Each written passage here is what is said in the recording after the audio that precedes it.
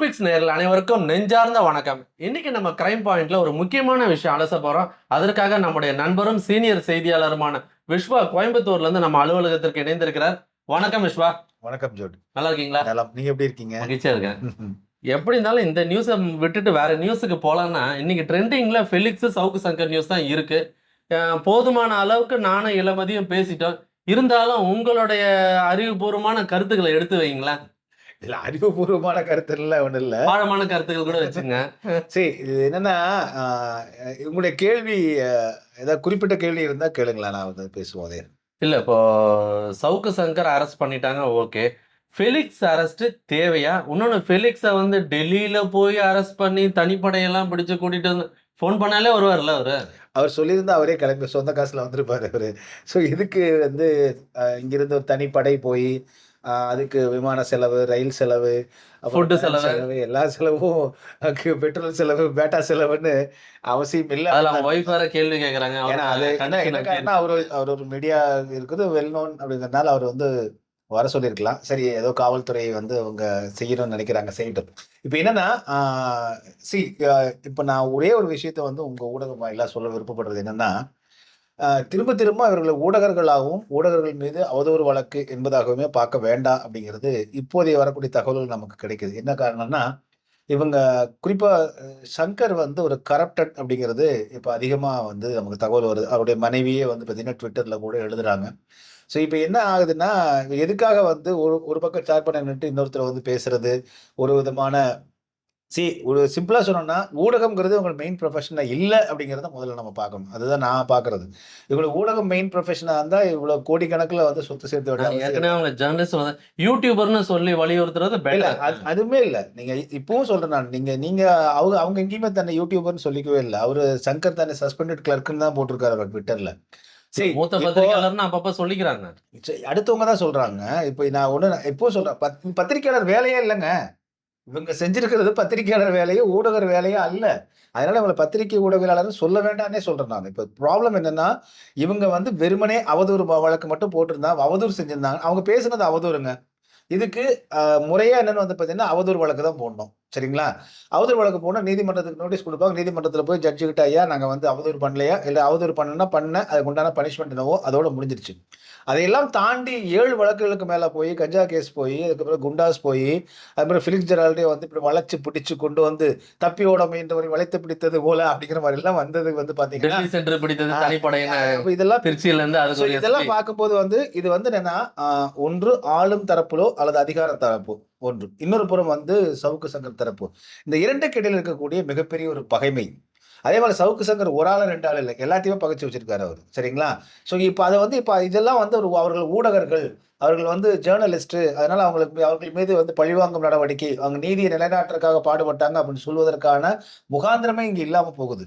என்ன காரணம்னா, அவர்கள் இதெல்லாம் செய்ததுக்கு பிறகு அவர்களிடம் சேர்ந்த சொத்து அப்படின்னு பார்க்க போனா, இவர்கள் வேறு எந்த தொழில் சவுக்கு சார் எனக்கு தெரிஞ்சு வந்து வேற எங்கேயும் வேலைக்கு போன மாரிலாம் தெரியல. அவங்க மனைவியே போட்ட ட்வீட்ல அவர் வந்து ஏதோ 32,000 தான் மொத்தமே சம்பளம் வாங்குனாரு அப்படிங்கிற மாரி சொல்றாங்க. ஸோ அதுல இருந்து இவ்வளவு பெரிய பணம் சம்பாதித்திருக்க முடியாது அப்படிங்கும்போது, இவர்கள் வந்து பணம் ஈட்டுவதற்காக அல்லது இந்த மாரி ஒரு மிரட்டி ஒரு பெனிஃபிட் பெறுவதற்காக இவர்கள் ஊடகத்தை பயன்படுத்தியவர்கள் அப்படின்னு தான் பார்க்க முடியுதா நான் பார்க்குறேன் நான். மேபி இதெல்லாம் நாளைக்கு வந்து அவங்க இல்ல, இல்ல அதெல்லாம் வந்து பொய். எனக்கு அவ்வளோ சொத்தெல்லாம் இல்ல. அது அவங்க சொத்த என் சொத்து கணக்குல காமிச்சுட்டாங்கன்னு ஏதாவது அவர் வந்து சொல்லி, அதுக்கான விளக்கம் குடுத்து, தான் வந்து இன்னைக்கு வந்து பார்த்தீங்கன்னா, போட்டிருக்கிற ஒரே சட்டை, பேண்ட் தான் இருக்கு என்கிட்ட. வேற எதுவுமே இல்ல. நீதிக்காக, நியாயத்துக்காக குரல் குடுக்கறதுக்கு தான் நான் இவ்வளோ தூரம் பண்ணேன். அதனால என் மீது வந்து வழக்கு பாய்ந்திருக்கிறது நிரூபிச்சாருன்னா, அப்ப நம்ம வந்து சரின்னு ஏத்துக்கலாம். பட் இப்ப ஆஸ் இட் இஸ் இதுவரைக்கும் வர தகவல்கள் வந்து பார்க்க போனா, இது வந்து இவங்க மீடியா ஊடகங்களை பயன்படுத்திக் கொண்டார்களோ! அப்படிங்கிற ஒரு எண்ணம் தான் வருது ஜோ. இப்போ சவுக்கு சங்கர் வந்து இப்போ விசாரணைக்கு அழைச்சிட்டு போகும்போது நீதிமன்றத்துல ஆஜர்படுத்தப்படும் பொழுது, பெண் காவலர்கள் அழைச்சிட்டு போனாங்க. அவங்க என்ன வச்சு கும்மிட்டாங்க உள்ள. அப்படின்ற மாரி ஒரு குற்றச்சாட்டு வச்சிருக்கிறாரு. இது சொல்லலாம், நீங்க காவல்துறை தாக்குனாங்கன்னு சொல்றது தான். அவங்க பெண் காவலர்கள் தாக்குறதுன்னா, அவங்க ஆ எதுக்கு வேன்ல வச்சு தாக்கணும்? அது அது ஒரு 1. 2வது வந்து இப்ப அவரு கை உடைஞ்சிருக்குது. கை உடைஞ்சதுல வந்து பார்த்தீங்கன்னா, அதுல வச்சு யாராவது அழுத்துனாலே அது பெயின் ஆக தான் செய்யும். ஸோ அது அ காவல்துறை தரப்புல தனக்கு ஒரு மிரட்டல் இருக்கிறது, அழுத்தம் இருக்கிறது, அடிக்கிறாங்க, உதைக்கிறாங்கன்னு சொல்றது இயற்கை தானே நீதிமன்றத்துல. ஸோ அதெல்லாம் ரெக்கார்ட் ஆகும். ஏன்னா மேஜிஸ்ட்ரேட் எல்லாம் பார்ப்பாங்க அதையே. அதையும் அவங்க வந்து இப்ப போய் அ பரிசோதனை பண்ண சொல்லியிருக்காங்க. அது வழக்கமா சொல்ற ஒன்று தானே அது.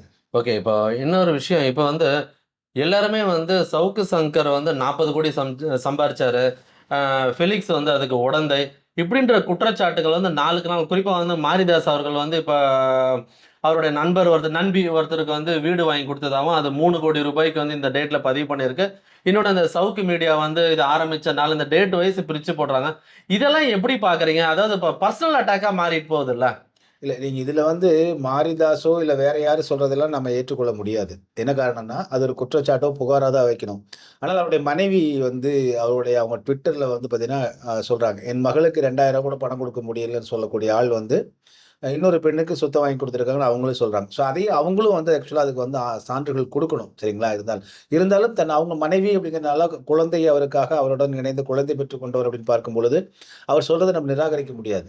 ஸோ மற்றவங்க சொல்றத நான் வந்து ஏத்துக்கல. பட் அவர் மனைவியே இப்ப சொல்றாரு அப்படிங்கும்போது, ஸோ கரப்ஷன் இருந்திருக்கு அப்படிங்கிறது தான் நமக்கு வந்து இப்போதை வரைக்கும் இருக்கக்கூடிய ஒரு தகவலா இருக்கு. சரி அந்த பார்வையில தான் நம்ம பார்க்கணும். ஏன்னா வேற அத்தாரிட்டி கிடையாது. நீங்க மற்றது YouTubeல யார் வேணாலும் என்ன வேணாலும் சொல்லலாம். இவர் அங்க விமானம் வாங்கிட்டாரு, இங்க வந்து கப்பல் வாங்கிட்டாரு, இங்க வந்து அத பண்ணிட்டாருலாம் சொல்லலாமே தவிர, அதெல்லாம் ஏற்றுக்கொள்ள முடியாது. அவருடைய மனைவி சொன்ன வெர்ஷன் தான் நம்ம பார்க்க வேண்டியதா இருக்கு. ஸோ அவங்க சொல்றாங்க, இவர் வந்து கரப்டட் தான்றாங்க அவங்க. இப்போ அது வழக்கு குறிப்பிட்ட வந்து டோட்டலா திசை மாறி போற மாரி இருக்குல்ல. இப்போ இவர்கள் இந்த சொத்த எப்படி சேர்த்தாங்கன்னு இப்ப நம்ம கேட்கறதுக்கான எந்த ஒரு விஷயமும் முகாந்திரமும் இல்ல. ஆனா, நீங்க இந்த விஷயங்கள பார்க்கும்போது இப்ப YouTube ஒரு தளத்த வச்சுக்கிட்டு, இவங்க எப்படிலாம் சம்பாரிச்சிருக்காங்க? இவ்ளோ பெரிய வளர்ச்சி வந்து YouTubeல வராது.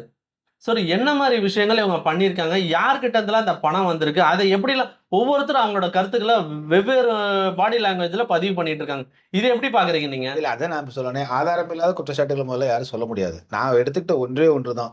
அவருடைய மனைவியினுடைய வெர்ஷன். மனைவி சொன்ன குற்றச்சாட்டு. மனைவி சொல்ற குற்றச்சாட்டு, இவருக்கு வந்து எனக்கு குழந்தைக்கு வந்து பணம் குடுக்க ஒரு ரூ. மாட்டேன்ட்டாரு. 2000 குடுக்க இந்த முடியல. இந்த இந்த சினிமால வருதுல்ல, வீட்டுக்கு பணம் குடுக்க முடியல, ஆட்டக்காரிக்கு வந்து இவ்வளோ ஓவாயாங்கிற மாரி வருதுல்ல, அந்த மாரி தான் அவங்க கேட்கிற கேள்வியா நம்ம பார்க்குறோம். ஸோ, அப்போ சம்திங் அது நடந்திருக்கு அவர்கிட்ட. பணம் வந்து நெறைய வந்து திரண்டிருக்கு. வசதி வாய்ப்போட இருக்க இத்தனை வழக்குகளை கையாளுறதுக்கு இப்ப வந்து அவரால முடியுது. ஸோ அதனால வந்து பணம் ஏர்ன் பண்ணியிருக்காரு. அது மட்டும் உறுதியா தெரியுது. எந்த வழியில ஏர்ன் பண்ணாருன்னு நமக்கு தெரியாது. அவரா சொல்ற வரைக்கும், அவரா கணக்கு காமிக்கிற வரைக்கும் நமக்கு தெரியாது. பட் இதெல்லாம் நம்ம கூட்டி கழிச்சு பார்க்கும்போது, இவ்வளோ தூரம் வந்து நெறைய பேர்த்த வந்து பேசுறது, தொடர்ந்து வந்து பர்சனல் அட்டாக் பண்றது, இதெல்லாம் எதுக்கு அப்டின்னா, நான் ஏற்கனவே குறிப்பிட்டதை போல என்கிட்ட இருக்கிறது ஒரே பேண்ட், சட்டை தாங்க. வேற எதுவுமே இல்ல அப்டின்னு சொன்னா, அது வந்து அப்போ நம்ம ஏற்றுக்கொள்ளலாம். இப்போ இதுவரைக்கும் அத ஏற்றுக்கொள்ள முடியாத ஒன்றா இருக்கு. இது ஊடகமாலாம் நான் பார்க்கவே இல்லங்க. தயவுசெய்து ஊடகவியலாளர்கள் அவர்களுக்கான அவதூறு அப்படிங்கிறதெல்லாம் இல்லவே இல்ல. அந்த சப்ஜெக்ட்லாம் கடந்து போயிருச்சு. ஸோ இவரு ஏர்ன் பண்ணியிருக்கிற பணத்தையும், இவர் இதை வந்து ஊடகத்தை இதை பயன்படுத்தியிருக்காரு அப்படிங்கிற பார்வையிலும், அ இப்போ வந்து அவர் இதெல்லாம் இல்ல. நான் உண்மையான சரியான ஒரு வந்து போராளி தான் அப்படின்னு நிரூபிக்க வேண்டிய தேவை வந்து சங்கர்ட்ட இருக்கு. அதுவரையிலும் இது குற்றச்சாட்டுகளா தான் பார்க்கப்படும். இதெல்லாம் கரப்ஷனா தான் நான் பார்க்க முடியும். இப்ப நீங்க முதல்ல ஆரம்பத்துல குறிப்பிட்ட மாதிரி, போலீஸுக்கும், சவுக்கிற்கும் இடையேயான பகைமைன்னு ஒரு சொன்னீங்க. பகைமை இருக்கு. பகைமைன்னு சவுக்கு எடுத்துக்கிட்டா, ஏன்னா ஒரு எந்நேரத்துக்குள்ள ஒரு காவல் பெண்கள பத்தி, காவல்துறை காவல்துறையில ஒர்க் பண்ற பெண்கள ஜூட் பத்தி தவறா பேசுறதுன்றது, அது ஏத்துக்க இல்ல முடியாதுல்ல. ஜூட் இதே வந்து எஸ்.வி. சேகர் வந்து பத்திரிக்கை துறையில வேலை செஞ்ச பெண்களை பற்றி தவறா பேசினார். அட்ஜஸ்ட் பண்ணி தான் மேல போறாங்கன்னு. அன்னைக்கு வந்து இந்த அவர காவல்துறை கண்டுபிடிக்கவே இல்ல. அன்னைக்கு வரைக்கும் இந்த காவல்துறை நடவடிக்கை கமிஷனர் எடுக்கல. ஃபங்ஷனுக்கே வந்துட்டு போனாரு. அது அப்ப இதுல முரண்பாடு இருக்குல்ல. நீங்க என்ன அப்ப வந்து காவல்துறை பெண்களை பற்றி சொன்னா மட்டும் தான் தவறா? அப்படிங்கிற பார்வை வருதுல்ல. அதனால அந்த அந்த பார்வை நான் போகல. இப்ப நம்ம பெண்கள் வந்து அவதூறு பேசினாருங்கிறதெல்லாம் மீண்டும் மீண்டும் அதிலேயே நிக்க வேண்டான்றேன் நான். அதெல்லாம் இல்ல. இல்ல நீங்க அதுல ஏங்க நிக்க அப்படி வேணாம்னு ஏன் சொல்றத ஒரு விட, நீங்க நிமிஷம். பத்திரிக்கையாளர் இல்ல, பேசுறது இல்ல. தவறு. ஜூட் இதுல வந்து ஜூட் விழா ஒரு மாரியா நிமிஷம். பொம்பள இல்ல, புடிக்கி இல்ல. அப்படின்னு சொல்லி ஒரு ஜூட் ஒரு ஆபீசரையும் நிமிஷம். பெண்களையும் இது ஜூட் பண்றது எப்படி இருக்கு? ஜூட் ஒரு நிமிஷம். நீங்க அவரு பேசினது சரின்னு எங்கேயுமே சொல்லல. அவதூறு தான். அவதூறுக்கு அவதூறு வழக்கு தான் போட முடியும். ம், கஞ்சா கேஸ் போட முடியாது. ம். புரியுதுங்களா? இதத்தான் நம்ம சொல்ல வர்றோம். அப்ப அவதூறுக்கு நீங்க வந்து கஞ்சா கேஸ் போட்டீங்கன்னா, பிரச்சனை அவதூறோட நிக்கலன்றேன் நானு. ம். அதை தாண்டி பிரச்சனை இருக்குன்றார். அதை தாண்டி வந்து சவுக்கு பல பேர்த்த பகைச்சு வச்சிருக்காரு. அது காவல்துறை சேர்ந்தவங்க இருப்பாங்க. ஏன் செந்தில் வந்து கோயம்புத்தூர் இருக்கிறவங்களுக்கு வழக்கை அங்க பதிஞ்சு அங்க ஜெயில்ல போடணும். ஸோ இவரால் பாதிக்கப்பட்ட ஏராளமான காவல்துறையினர், அரசியல்வாதிகள், நிறுவனங்கள், தனிநபர்கள்னு எல்லாமே ஒண்ணா சேர்ந்து தான் இப்ப வந்து இவர் மீது நடவடிக்கை எடுக்கிறாங்க நான் பார்க்கிறேன் நான். ம். ஸோ இது வந்து ஒரு கூட்டு நடவடிக்கையா தான் நாம பார்க்கணுமே தவிர, இது வந்து இருதரப்புக்கு இடையேயான ஒரு அடிதடி சண்டையா தான் நான் பார்க்கிறேன் நான். இது வந்து நீங்க நினைக்கிற மாரி அவதூறு, ஊடகம், பெண்களை தவறாக பேசினார்லாம் அதெல்லாம் ஒண்ணுமே கிடையாது. அதெல்லாம் வந்து ஒரு காரணம் தானே தவிர, உள்ளுக்குள்ள வந்து அதுக்கு எதுக்கு கஞ்சா கேஸ்? அதுக்கு எதுக்கு குண்டாஸ்? பெண்கள் மீது அவதூறு பரப்புனதுக்கு. இப்ப அதுக்கு என்ன கஞ்சா கேஸ்ன்றது பொய் கேஸ்ன்னு சொல்றீங்களா? அதுக்கு இதுக்கான கேஸான்னு கேட்கிறேன். ம். பெண்கள் அவதூறா பேசுனது தானே உங்கள சொல்றீங்க. அதுக்கான கேஸா அது? இல்லல்ல. அது வந்து முன்னாள் முதல்வர் ஜெயலலிதா அவர்கள் காலத்திலேயே வந்து இந்த கஞ்சா வழக்கு போடுறதுன்றது ஒரு டெம்ப்ளேட்டா ஏங்க இருக்கு. செல்வி ஜெயலலிதா அவர்களை வந்து இதே திமுக வந்து திட்டாத வார்த்தைகள் கிடையாதுங்க. இது தீப்பொறி ஆறுமுகம் அப்படி இந்த முதன்மை கட்ட பேச்சாளர்களே அந்த அம்மாவை பத்தி எவ்வளவு அவதூறா பேசினா காணொளி இருக்குது, போய் பாருங்க. ஏன் அவர்கள் மீதெல்லாம் சட்டம் பாயல? அப்ப அது நான் என்ன சொல்ல வரேன்னா, அதே மாதிரி ராதா ரவியும் கலைஞர் அவர்களை வந்து படு கேவலமா வந்து நீங்க பல்லாவரத்துல ரெண்டு பேசுறத தரப்பு நானே கேட்டிருக்கேன். அரசியல்வாதிகள் இவங்களை ஒருத்தருக்கு ஒருத்தர் பேசிக்கிறங்கிறது புதுசு இல்லைங்க. திமுகவினுடைய ஒட்டுமொத்த திராவிட இயக்கங்களுடைய அது பண்பாடே அது மாறிடுச்சு. அது வந்து அது விடுங்க, சாபக்கேடு. நம்ம இப்ப என்ன சொல்ல வர்றதுன்னா, இதுல வந்து இதையெல்லாம் தாண்டி வெறுமனே பெண்களை பற்றி பேசினார், ஊடகத்தில் அவதூறு பேசினார் என்பதை தாண்டி சவுக்கு சங்கருக்கும் இன்னொரு தரப்புக்கும் இடையே மிகப்பெரிய ஒரு பகை இருக்குது. அந்த பகை முடிப்பினுடைய ஊடகத்தான் இந்த செயல்பாடு நடவடிக்கை நடக்குதுன்னு நான் பாக்குறேன். நான் சரி, அந்த ஊடகம்லாம் சொல்லவே கூடாது. ஊடகர் கிடையாது. இது 2 தரப்புக்கு இடையில வந்து இல்ல இப்போ இவரு வந்து எங்க போனாலும் இந்த ஊடகத்தை வச்சு தன்னை டேமேஜ் பண்ணாரு, ட்விட்டர் வச்சு தன்னை டேமேஜ் பண்ணாரு. இதெல்லாம் இல்லாம இன்டைரக்டா கூட ஒரு மிரட்டி இருக்கலாம், ஏதாவது பிளாக்மெயில் பண்ணியிருந்திருக்கலாம். அந்த மாதிரி ஏதாவது இருக்கும்போது அவர்கள் அது வந்து அதற்கு வந்து பதிலடி கொடுக்கும் வகையில் நடைபெற்ற ஒரு நிகழ்வுகளா தான் நான் பாக்குறேன் நானு. இப்ப நீங்க பாக்குறது ஒரு பக்கம் இருக்கட்டும். இப்ப அவரு யார் மூலமா பகைமைன்றாரு? அவர் வந்து போன தடவை வந்து திமுகவுக்கு ஃபேவரா பேசுறாரு. நீங்க ஒரு காலகட்டங்கள்ல ஒவ்வொரு நீங்க analyze கட்சிகளுக்கும் பண்ணுங்க. மாறி மாறி விரோதம். இப்ப ஜெயிலுக்கு போகும்போது கூட எடப்பாடிக்கே கொடநாடு கேஸை பத்தி பேசிடுவேன், எனக்கு வந்து சப்போர்ட் பண்ணணும்னு சொல்லி அதிமுக வக்கீலையே ஒரு மிரட்டி தனக்கு இது அந்த என்ன சொல்றது, ஏங்க, அந்த இவரு கோவையில வந்து அவ்வளவு பெரிய குழப்பத்தை ஏற்படுத்தினாரு. இவங்க எந்த எத்திக்குமே இல்லாத தொடக்கத்துல சொல்லிட்டு இருக்காங்க. இவர் எந்த நெறியுமே இவர் ஊடகம்னே சொல்லாதீங்கன்ற நான். ஊடகவாதினே சொல்லலையா? ஏங்க, சவுக்குங்கிற ஒரு சஸ்பெண்டட் கிளர்க், ஒரு தனி மனிதர். அவர் வந்து எல்லாத்தையும் ஊடகத்தின் மூலமாக எல்லாத்தையும் திட்டுறாரு, பேசுறாரு, பண்றாரு, சண்டை போடுறாரு. அதன் மூலமா அவர் பணம் ஏதோ சம்பாரிச்சதா ஒரு புகார். அந்த குற்றச்சாட்டு அடிப்படையில் ஒரு காவல்துறை அதிகாரி பத்தி பேசுறாரு. அதுக்காக காவல்துறை உள்ள பிடிச்சு போட்டுருக்கு. இப்ப நடவடிக்கை நடந்துட்டு இருக்கு. இவ்வளவுதான் மேட்ரு. இதுக்கு மேல பேசுறதுக்கு ஒண்ணுமே இல்ல. இல்ல இதுக்கு மேல பேசுறதுக்கு ஒண்ணும் இல்ல. சரி, அவரை வந்து ஒரு ஆர்டினரி சிட்டிசனே வச்சுக்கலாங்க. நார்மலா ஸ்கூல்ல எல்லாருமே நல்லா படிச்சுட்டு தான் வரோம். ஒரு பெரியவங்களுக்கு மரியாதை கொடுக்கணும்னு சொல்லியிருக்கோம். நீ என்ன பொறுக்கியா, பொம்பளை பொறுக்கியான்னு இதை கேட்கறத வந்து நாளைக்கு இவனை ஃபாலோ பண்றவனுங்க தப்பு தப்பா பேசுறானுங்க. இவங்களை ஃபாலோ பண்ற அளவுக்குலாம் நீங்க அவர் ஒன்றும் வந்து ரூபர்ட் முர்டோக் கிடையாதுங்க, பிரணாய் ராய் கிடையாது, ஜெனிஃபர் அவர்கள் கிடையாது. நீங்க எங்க அவங்களோட போய் இவனை கம்பேர் ஃபாலோ பண்றீங்க? பண்றேன்னு ஏன் சொல்றீங்க? அவனை ஃபாலோ பண்றோம், பண்ணிட்டு போறான். உங்களுக்கு என்ன பிரச்சனை? நீங்க யாரு? அந்த ஆளுக்கு இவ்வளவு முக்கியத்துவம் கொடுத்தது யாரு? நீங்க ஒருத்தர் பேசிட்டு இருக்கிறாரு, எவ்வளவோ பேசிட்டு இருக்காங்க. இதுல வந்து யூடியூப்ல வந்து காவல்துறை பத்தி விமர்சனம் பண்றாங்க, ஆளுங்கட்சியை பத்தி விமர்சனம் பண்றாங்க, எதிர்கட்சியை பத்தி விமர்சனம் பண்றாங்க. இவருக்கு இவ்வளவு முக்கியத்துவம் கொடுத்தது யாரு? நீங்க விமர்சனம் பண்றதுல தரம் தாழ்ந்து பேசுவது ஒரு எல்லை கோடு இருக்கு. காவல்துறைக்குள்ளே இவருக்கு ஆதரவு இருக்கும் கேட்டுதாங்க இப்படி ஆயிருக்குது. ஒரு தரப்பு யாரோ அங்கதான் சப்போர்ட் பண்ணிக்கிட்டு இருக்காங்க. அது யார்? அதைத்தான் சொல்ல வரேன். அப்ப அது யாருன்னு சொல்லுங்க. இப்படி யாரோ ஒரு தரப்பு காவல்துறைக்குள்ள இவருக்கு ஆதரவு கொடுக்கிற காரணத்தினாலதான் இவர் இந்த தெனாவட்டா இருக்க முடியுதுன்னு இருக்குல்ல. அப்ப தனிநபராகவே ஒரு தனிநபர் இவர் வந்து இவர்கிட்ட கையில வந்து சட்டம் கிடையாதுங்க. இவர் கையில ராணுவம் கிடையாது, போலீஸ் கிடையாது. ஒரு சிங்கிள் மேன் மொபைல் வச்சு ட்விட்டரையும் யூடியூப்ல வந்து பேசிட்டு இருக்கிற ஆள் வந்து இவ்வளவு பெரிய அச்சுறுத்தல் உங்களுக்கு மாறி இருக்காரு அப்படின்னா, இதுக்கு அவருக்கு அந்த அளவுக்கு ஊக்கம் கொடுத்தது யாரு?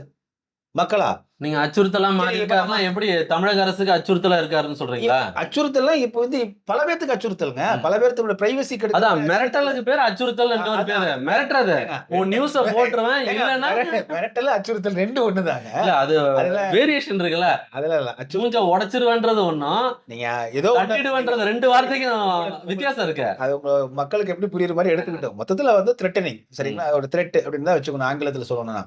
சோ இந்த அளவுக்கு வளர்த்து விட்டதுன்னு இருக்கு இல்லைங்களா? அப்போ அவர்களும் நாளைக்கு இதை சந்திப்பாங்கன்னு சொல்ல வரேன் நான். யாரெல்லாம் அவங்களை வளர்த்து விடுறாங்களோ நாளைக்கு அவங்களுக்கு எதிராக இவர் திரும்புவாரு.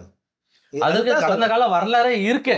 அதனால இப்ப என்னன்னாங்க, இப்ப நம்ம இதுல பேசுறது வந்து சிம்பிளா சொல்லணும்னா, ஒரு ஊடகரா இருந்தா அதுக்கு நம்ம பேசலாம். ஆஸ் எ ஜேர்னலிஸ்டா நான் பேசலாம். அவர் ஊடகர் அல்ல அப்படிங்கிறத என்னோட தெள்ள முதல்ல ஜேர்னலிஸ்டே இல்லைங்கிற சூழல் இருந்து தெளிவுபடுத்திட்டே இருந்தோம். இப்ப போற போக்கு பார்த்தா அவர் ஊடகரும் கிடையாது அப்படிங்கிறது தெளிவா தெரிஞ்சிச்சு. காரணம் என்னன்னா, எந்த ஊடகரும் வந்து இப்படி வந்து இதன் மூலமா அப்படி பேசியெல்லாம் இவ்வளவு கோடிலாம் ஏர்ன் பண்ண முடியாது. இல்லை, நான் திரும்பவும் சொல்றேன். இவர் மீது அவர் மனைவியே வைக்கக்கூடிய குற்றச்சாட்டு அடிப்படையில் தான் நான் சொல்றேன். இல்ல அப்படிலாம் கிடையாது. நான் ப்ராப்பரா எனக்கு வந்து ஊர்ல இருந்து டொனேஷன் கொடுத்தாங்க அப்படின்னா ஃபைன். அது வந்து ரைட், ஓகே. சவுக்கு சங்கர் வந்து சமூகத்தினுடைய அவலங்களை எல்லாம் துடை தெரியக்கூடியவரா இருக்காரு. அவருக்கு அதுக்கு வந்து பணம் கொடுத்தாங்கன்னு எடுத்துக்கலாம். ஸோ அது அவர் தான் ப்ரூவ் பண்ணணும். பட் இது வரைக்கும் இப்ப இருக்கிறத வந்து பார்க்க போனா இது கம்ப்ளீட் வந்து ஒரு பிளாக்மெயில் அடிப்படையில் தான் இவர் வந்து நடந்திருக்கு அப்படின்னா அப்படிதான் பார்க்க வேண்டியதா இருக்குது. அது இது என்ன காரணம்னா, ஏன் அது திரும்ப திரும்ப சொல்றாங்க, ஏன் இதுக்கு முக்கியத்துவம் கொடுத்து நான் பேசுறேன் அப்படின்னா, இது ஜேர்னலிசம் நினைச்சிடாதீங்க, இது ஊடகம் மீடியா நினைச்சிடாதீங்க. யாரோ ஒரு 1000ல் ஒருத்தர் 100ல் ஒருத்தர் வந்து இந்த மாதிரி வந்து போறாங்கிறதுக்காக ஒட்டுமொத்த மீடியா ஊடகத்தையும் அந்த பார்வையில நாளைக்கு பாத்திர வேண்டாம். நாளைக்கு இதே அளவுகோல்ல வந்து எல்லா ஊடகங்களையும் காவல்துறையோ அல்லது அரசோ வந்து எடுத்துடக்கூடாது. இந்த அரசு இல்லை, எந்த அரசு வந்தாலுமே அதைத்தான் நான் சொல்ல வரேன். தவறான முன்னுதாரணமா போயிடக்கூடாது. இவர்கள் ஊடகர்களாவே நம்ம வந்து நினைக்க வேண்டிய அவசியம் இல்ல. காரணம் என்னன்னா, திரும்ப சொல்றேன். ஃபெலிக்ஸ் ஜெரால்டோ வந்து என்டிடிவி, பிரணாய் ராய்ட்டும், ஜெனிஃபர் அவர்கள்ட்ட வேலை செஞ்சவர் அவரு. அங்க ஜெர்னலிசம் கத்துக்கிட்டு வந்தவர் அவரு. இவர் சவுக்கு எடுத்த இன்டர்வியூ வந்து ஜெனிஃபர் அவர்களோ, இல்ல பிரணாய் ராயோ வந்து ஒளிபரப்புவாங்களா? காரி துப்பியிருக்க மாட்டாங்க. நீங்க எதுக்குப்பா சொல்ல போறீங்க? அப்போ இப்ப நீங்க பேட்டி இதெல்லாம் அளிக்கிறீங்க. ஒரு நீங்க நிமிஷம், ஒளிபரப்பு ஒரு செய்வீங்க.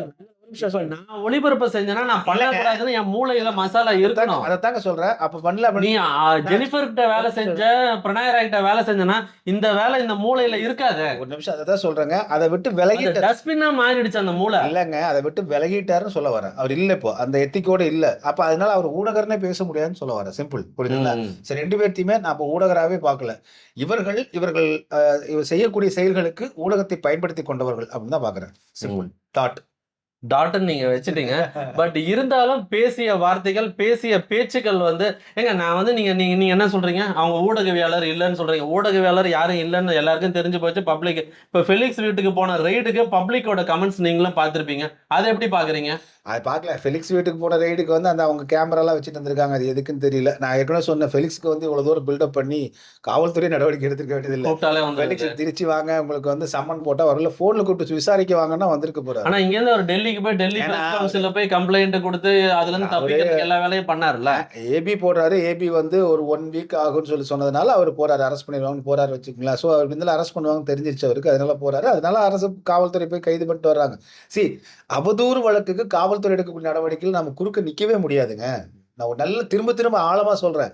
அப்படி அவர் பேசினது சங்கர் பேசியது அவதூறு. அதை அப்படியே ஒளிபரப்பியது ஃபெலிக்ஸ் செய்த அவதூறு. பெரிய தவறு. 2மே அவதூறு. நல்லா புரிஞ்சுங்க. 2மே டெஃபமேஷன் தான். டெஃபமேஷன் கேஸ் தான் அதுக்கு போடணும். ம். அதை தாண்டி வந்து வழக்குகள் போயிடுச்சு அப்படிங்கிறனால அவங்க டெஃபமேஷன் பண்ணாங்கிறது உறுதிங்க. அது தவறு இல்ல. அதுக்கு வந்து என்ன தண்டனையோ கொடுக்கப்பட வேண்டும். அதை அவர் அனுபவிக்க வேண்டும். அதற்கு அவர்கள் வந்து காவல்துறை போய் நேர்ல கைது செஞ்சுட்டு வந்ததெல்லாம் தவறுன்னு சொல்லல. நம்ம விளையாட்டுக்காக சொல்றோம். சொன்னா வந்துருவாருன்ட்டு.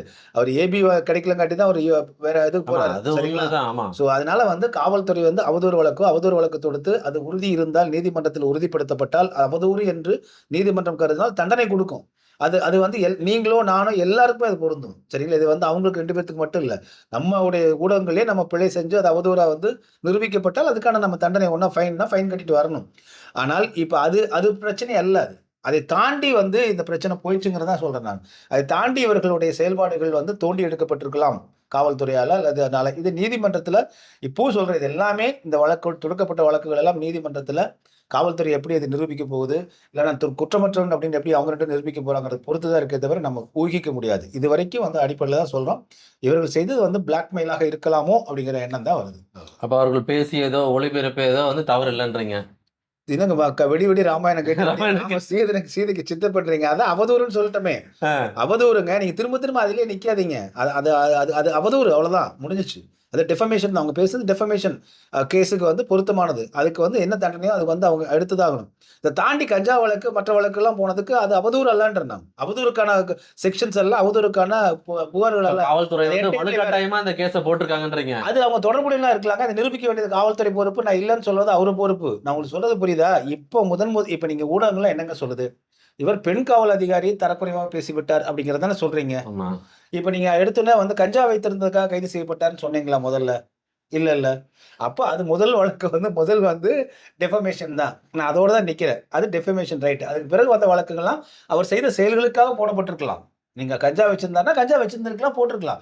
அது நான் இல்ல வைக்கலன்னு நிரூபிக்க வேண்டியது அவரு பொறுப்பு. வச்சிருந்தா நிரூபிக்க வேண்டியது காவல்துறை பொறுப்பு. நான் அந்த சப்ஜெக்ட்டுக்குள்ளே வரல. இந்த அடிப்படையில் அவதூறு அவ்வளவுதான். அதுல தவறு நியாயம் கற்பிக்கிறதுக்கு நாம யாரு? அது வந்து பேசினது சரின்னு யாருமே சொல்ல மாட்டாங்க. எப்படி சொல்லுவாங்க? அது நம்ம பத்திரிகை அதுதான் உங்ககிட்ட இருந்து கேக்குறேன். அது பலம் ஏற்கனவே கடந்த காலங்களிலேயே சொல்லியிருக்கிறோமே. ப்ளூ பிக்ஸ்ல அவதூறு தான் அது. அது செய்தது அவதூறு. அதுக்கு என்ன பனிஷ்மெண்ட்டோ அதுக்கு அனுபவிச்சுதான் ஆகணும். அதுக்கு மேல உள்ள வழக்குகள்லாம் அது பிட்வீன் காவல்துறையும் அண்ட் வந்து சவுக்கு சங்கர் தான் தவிர அதில் நம்ம கருத்து சொல்ல முடியாது. என்ன குற்றச்சாட்டு அவங்க வந்து பல வழக்குகள் போட்டிருக்காங்க. அந்த வழக்குகளை நான் நிரபராதின்னு நிரூபிக்க வேண்டியது சங்கரோட வேலை. இல்ல குற்றவாளின்னு நிரூபிக்க வேண்டியது காவல்துறை வேலை. அதனால இதை போட்டு இன்னும் நம்ம போட்டு கிளற வேண்டிய அவசியம் இல்லை. ஓகே. உங்களோட ஆழமான அழகான கருத்துக்களை ப்ளூ பிக்ஸ்க்காக நேயர்களுக்காக நேரம் ஒதுக்கி பதிவு செய்தமைக்கு ரொம்ப நன்றி. மீண்டும் ஒரு காணொளியில் உங்களை சந்திக்கிறேன். நன்றி. வணக்கம். வணக்கம்.